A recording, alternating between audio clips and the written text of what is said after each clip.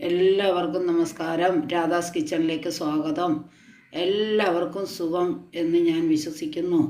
ഇന്ന് ഞാൻ ഒരു പ്രത്യേകതരം പാനീയം, അതായത് കുടിക്കാനൊരു വെള്ളം, അതുണ്ടാക്കുന്നത് എന്താണെന്നറിയാമോ?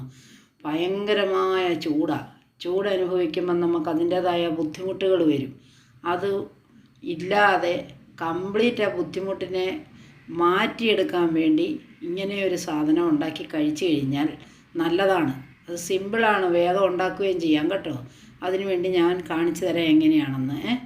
നമ്മൾ ഫ്രൈ പാൻ വെച്ചു, നന്നായിട്ട് ചൂടാകുമ്പോൾ ഒന്നും വേണ്ട, എണ്ണയൊന്നും വേണ്ട. ഒരു 2 ടീസ്പൂൺ ജീരകം എടുത്തിട്ട് അതിനെ നന്നായിട്ട് ചൂടാക്കി എടുത്തിട്ട് പൊടിച്ച് ഇതേപോലെ ഇടിച്ച് നമുക്ക് പൊടിയാക്കി എടുക്കാം കേട്ടോ. അപ്പോൾ നമുക്ക് വേണ്ടതാണ് പച്ചമാങ്ങ എടുത്തിട്ട് ഞാനിപ്പോൾ ഒരു 5 എടുത്തിട്ടുള്ളൂ. എടുത്തിട്ട് അതിൻ്റെ ഞെട്ടില്ലേ, അതിനെ ഇങ്ങനെ കട്ട് ചെയ്തിട്ട് കുക്കറിലോട്ട് ഇടണം. കുക്കറിലോട്ട് ഇട്ടിട്ട് നമുക്ക് അത് മുങ്ങിക്കിടക്കത്തക്ക പോലുള്ള വെള്ളം ഒഴിക്കണം. ഇങ്ങനെ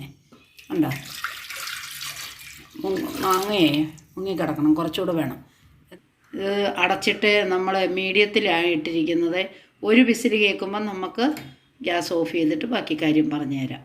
ഒരു വിസിൽ കേട്ടപ്പോൾ തന്നെ ഓഫ് ചെയ്തു, എടുത്തു, വെള്ളം ഇവിടെ മാറ്റി വെച്ചു. ഈ വെള്ളം നമുക്ക് വേണ്ട. വെള്ളം മുങ്ങിക്കിടക്കണ വരെ നന്നാലല്ലേ വേവുള്ളൂ. അപ്പോൾ ഈ വെള്ളം നമുക്ക് വേണ്ട കേട്ടോ.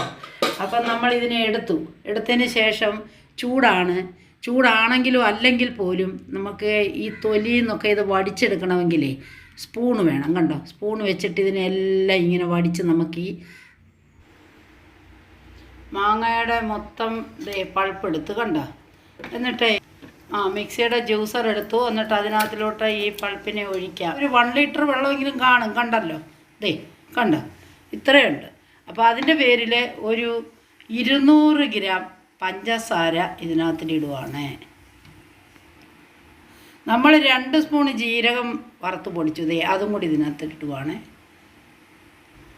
1 ലിറ്റർ വെള്ളവും 5 ചെറിയ മാങ്ങയും എടുത്തപ്പോൾ അതിനെ നമ്മൾ 1 ടീസ്പൂൺ ഉപ്പിട്ട് നോക്കാം. എന്താണെന്നറിയാമോ? ഉപ്പൊക്കെ എപ്പോഴും ചെക്ക് ചെയ്യണം കേട്ടോ. അപ്പം മധുരവുമായി, ഉപ്പുമായി, ജീരകവുമായി, വേറെ ഒന്നും ചേർക്കത്തില്ല. ഇതേപോലെ നന്നായിട്ട് അടിച്ചെടുത്തു. അതിനെ ഞാനൊരു പാത്രത്തിലോട്ട് മാറ്റി.